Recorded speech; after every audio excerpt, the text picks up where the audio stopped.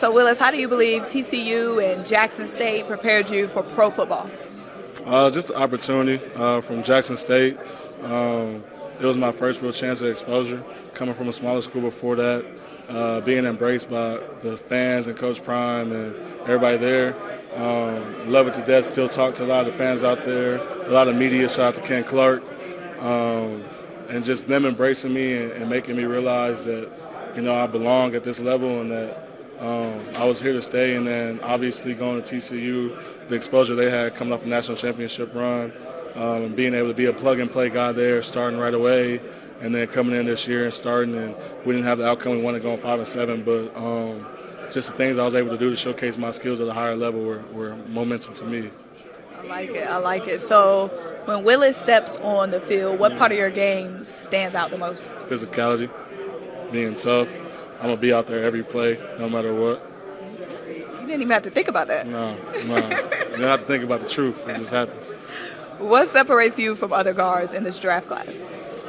Persistent. My story, it wasn't, nothing was handed to me. I had to work for everything that I had. Like I said, I started off a Division II football player, worked my way up to FCS, worked my way up to Power 5, and everywhere I got, I've grown and gotten better. So just persistence.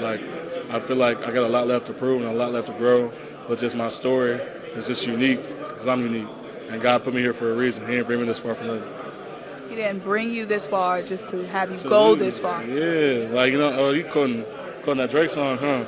Come on now. A little remix from the Bible and Drake. You got to remix. Okay, for sure, yeah. What part of your game do you think is underrated right now? I feel like as a pass protector, I feel like I'm looked at as kind of like a mauler, a physical guy, which I am, but it was one point, and I think it was like mid-season or at the end of the season, I led the country in snaps per game without giving up a sack. And so I feel like that's an underrated thing in my game that nobody really knows or talks about as much as I protect the passer at one of the highest levels in the country. So we're going to be on the lookout for that. Of course, got to get you your credit for that. So you play center and you play guard on the college level. When you're talking to the scouts out here, do they see you projecting at both positions in the league or sticking at one spot? So I actually played tackle in Jackson in my first school, and then when I got to TCU, I played guard and center. But, yeah, in the league, they project me as a guard and center. Okay. So you say you were a plug-and-play guy at TCU. How were you able to come right in, learn the new system, learn the new offense, and be effective immediately? Because it's just ball. I knew I belonged. It was never a question for me. So just coming in, learning the playbook, and learning this is my third school in 3 years. So just because they call it something different, everybody runs the same concepts: inside zone, outside zone, GT counter, GF counter, and whatever passing concepts. Everybody runs the same thing, it's just different names. So just learning how to, this school we called GT counter 2 crank, and at this last school we called it 3 fly. Just pairing it together and just knowing it's the same thing, it's just a different name. That's a fact. And you being a student of the game, you're able to absorb and apply it anywhere you go. Most definitely.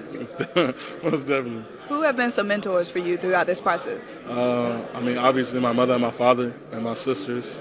I'm the youngest of 7, 2 other brothers and 4 sisters, and my sisters are my best friends, really. I like that family bond. Yeah, for sure. Who are some players that you like to watch and learn from? Shaq Mason, Tyler Smith, Zach Martin, Damian Lewis.